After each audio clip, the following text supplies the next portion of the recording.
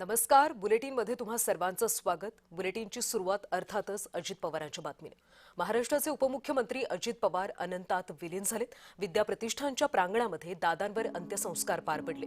जय आणि पार्थ पवार यांनी मुखाग्नी दिल्या. अजित पवारांच्या अंत्यसंस्काराला जनसागर लोटल्याचं पाहायला मिळालं. शासकीय इतमामामध्ये अंत्यसंस्कार पार पडले.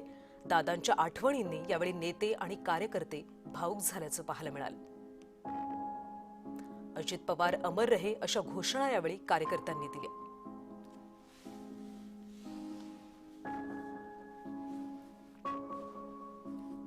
अजित पवार यांच्या अंत्यसंस्काराला मोठी गर्दी झाल्याचं पाहायला मिळालं होतं. जय आणि पार्थ पवार यांनी आपल्या वडिलांना मुखाग्नी दिला. विद्याप्रतिष्ठानच्या प्रांगणामध्ये अंत्यविधी पार पडला. यावेळी राज्यभरातल्या कानाकोपऱ्यातून दादांचे चाहते नागरिक मोठ्या संख्येनं विद्याप्रतिष्ठानच्या प्रांगणात जमा झाले होते. महाराष्ट्राचे उपमुख्यमंत्री अजित पवार आता अनंतात विलीन झालेत. अजित पवारांचे पुत्र जय आणि पार्थ पवार यांनी दादांना मुखाग्नी दिला. यावेळी अजित पवार अमर रहे या कार्यकर्त्यांनी विद्याप्रतिष्ठानचा प्रांगण दुमदुमून गेल्याचं पाहायला मिळालं. शासकीय इतमामात राज्याचे उपमुख्यमंत्री अजित पवार यांच्यावर अंत्यसंस्कार करण्यात आले. त्यावेळी कार्यकर्त्यांनी घोषणा दिल्या आणि या सगळ्या अंत्यविधीमध्ये सुद्धा कार्यकर्ते भावुक झाले, अश्रू अनावर झाल्याचं पाहायला मिळालं. अजित पवार यांच्यावर शासकीय इतमामात अंत्यसंस्कार करण्यात आले. अमित शहांसह दिग्गज नेत्यांची यावेळी हजेरी पाहायला मिळाली. मुख्यमंत्री देवेंद्र फडणवीस, उपमुख्यमंत्री एकनाथ शिंदे, केंद्रीय मंत्री नितीन गडकरी यांची उपस्थिती होती. भाजपचे राष्ट्रीय अध्यक्ष नितीन नबीन सुद्धा यावेळी उपस्थित होते.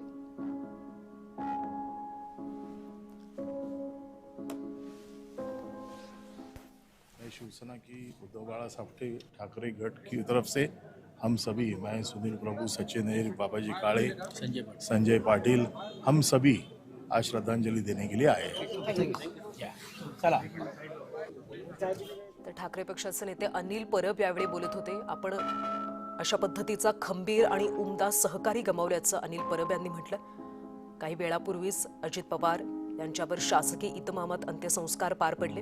केंद्रीय गृहमंत्री अमित शहा, राज्याचे मुख्यमंत्री देवेंद्र फडणवीस, उपमुख्यमंत्री एकनाथ शिंदे यांच्यासह अनेक महत्त्वाचे नेते आणि मंत्री यावेळी उपस्थित होते. विद्याप्रतिष्ठानच्या प्रांगणामध्ये लाखोंच्या जनसागरामध्ये अजित पवार यांच्यावर अंत्यसंस्कार पार पडले. महाराष्ट्राचं बृहन्मुंबईपासून सगळ्या महानगरांचं, महापालिकांचं, नगरपालिका, पंचायत समिती, ग्रामपंचायतपर्यंत थेट आकलन असणारं आणि 288 जागा विधानसभेच्या आणि 48 जागांच्या संदर्भामध्ये सगळी ब्ल्यूप्रिंट तयार असणारं एक अत्यंत जागृत आणि दृष्ट स्वरूपाचं जे नेतृत्व होतं, त्यांची दृष्टी ही फार मोठी होती. असं एक नेतृत्व जाणं म्हणजे उभ्या महाराष्ट्राची ही हानी आहे. कधीही भरून न निघणारी अशा स्वरूपाची एक हानी आहे. महाराष्ट्राला काय हवं आहे, समाजाला काय हवं आहे, हा सर्व लेखाजोखा त्यांच्याजवळ होता. एक प्रशासक, वरकरणी कठोर वाटणारा मात्र आतून नारळासारखं आणि फणसासारखं असणारं अजितदादांचं हे व्यक्तिमत्व होतं. वक्तशीरपणा आणि कोणतीही गोष्ट जी आहे ही टॉपची करायची, बेस्ट करायची. आज त्यांचा अंत्यविधी पण वक्तशीरपणाच्याच अनुषंगाने होत आहे. हा देखील एक कुठेतरी एक अत्यंत दुर्दैवी अशा स्वरूपाचा योगायोग आहे. मात्र असं असतानाही काल जो अपघात झाला, या अपघाताच्या अनुषंगानं काळाने फार मोठा एक अन्याय हा महाराष्ट्रावर हा केला आहे. त्यांच्या या निधनाच्या निमित्तानं शोक जो आहे तो कोणत्या शब्दात व्यक्त करा हे समजत नाही. मात्र लोकनेते विलासराव देशमुख साहेब, लोकनेते गोपीनाथराव मुंडे साहेब यांचं अकाली जाणं जसं महाराष्ट्राच्या हृदयाला चटका देऊन गेलं, अगदी तशाच स्वरूपामध्ये अजितदादांचा देखील जो मृत्यू आहे हा मनाला चटका देऊन गेला है. अजितदादा ये पैन महाराष्ट्र के एक ऐसे एम्बेसडर थे, ऐसे नेता थे कि उनके पास महाराष्ट्र की सभी समस्या और उसके हल और उसको साध्य करने का, सुलझाने का जो रास्ता है वो रास्ता उनके दृष्टिपथ में था और उस रास्ते पे चलने के लिए कर्मठता भी उनके पास थी. उनके जाने से महाराष्ट्र की बहुत अपरिमित स्वरूप की हानि हुई है. प्रदेशाध्यक्ष हर्षवर्धन सपकाळ यांनी प्रतिक्रिया दिली. महाराष्ट्रातल्या राजकारणाची अपरिमित हानी झाली असं त्यांनी म्हटलं. प्रशासनावर उत्तम पकड असलेला एक राजकीय नेता महाराष्ट्रानं गमावला अशी प्रतिक्रिया सपकाळ यांनी दिली. अजित पवार यांच्यावर काही वेळापूर्वी अंत्यसंस्कार पार पडले. विद्याप्रतिष्ठानच्या प्रांगणामध्ये लाखोंचा जनसमुदाय यावेळी जमला होता. केंद्रीय गृहमंत्री अमित शहा यांनी यावेळी पुष्प अर्पण करत त्यांना श्रद्धांजली वाहिली.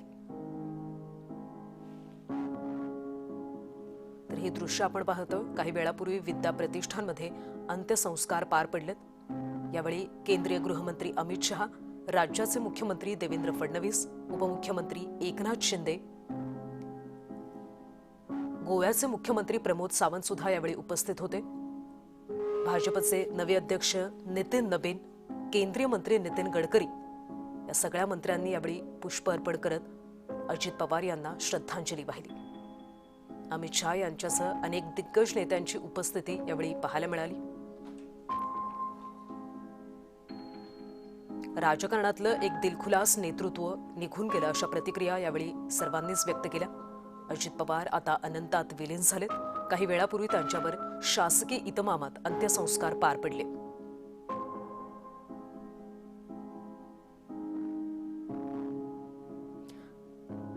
एक खंबीर, उमदा, सहकारी, कृतिशील मार्गदर्शक आपण गमावल्याची प्रतिक्रिया राजकीय नेत्यांनी व्यक्त केली. यावेळी बारामतीकरांना सुद्धा अश्रू अनावर झाल्याचं पाहायला मिळालं. मोठ्या संख्येनं अगदी बारामतीतलेच नाहीत तर राज्याच्या कानाकोपऱ्यातून नागरिक अंत्यविधीसाठी बारामतीत दाखल झाले होते. विद्याप्रतिष्ठानच्या प्रांगणामध्ये अंत्यविधी पार पडला. अजित पवार यांचे पुत्र पार्थ आणि जय पवार यांनी आपल्या वडिलांना मुखाग्नी दिला.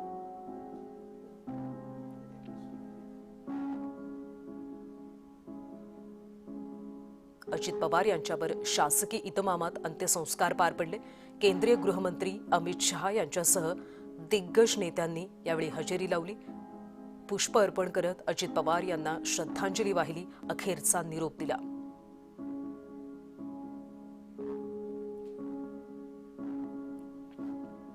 खरं तर अजित पवार यांच्या निधनाची बातमी ही राज्यातल्या सगळ्यांसाठीच अतिशय दुःखद आणि वेदनादायक बातमी ठरली.